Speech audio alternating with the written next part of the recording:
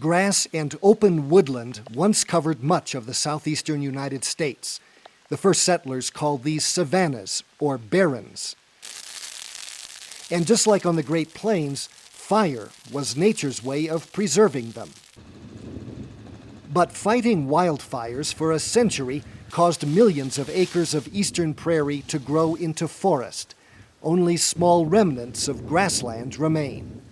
I think grassland habitat and savannas are probably the rarest habitat in eastern United States. In the Catoosa Wildlife Management Area, setting fire to the woods will allow quail and turkey to thrive in the grass that grows back. This is Tennessee's biggest savanna. Most of this area was a forest, but now we're creating a more diverse habitat with these open grasslands like this. And using fire as a tool, it's inexpensive, so we're getting a lot of bang for the buck. Burning gets rid of woody shrubs, but doesn't kill the oaks. The ash absorbs sunlight, which warms the ground. Microbes soften and enrich the soil, and the grass comes back on its own. An infestation of pine beetles killed almost all the evergreens here. Some of the timber was salvaged, but instead of replanting pine, managers decided to try something else. So you knew the grasses were here, and we thought, well, if we burn it and just wait a little while, see what happens.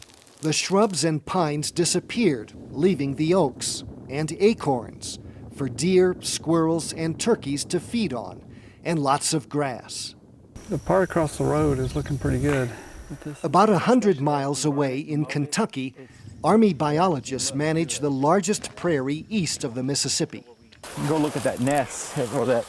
This field is a parachute landing zone at Fort Campbell Army Base. It's a remnant of the Kentucky barrens, which have all but disappeared. You're looking at almost 50,000 acres of native grasslands. That's it. And that's why it's so important, these native birds. Scientists have identified 200 kinds of birds on this base and 10 rare species that breed here. Some of the early explorers, they saw the bison and they were grazing in open areas. You thought, well, can we recreate that? And we can. This is proof of it. For This American Land, I'm Gary Stryker.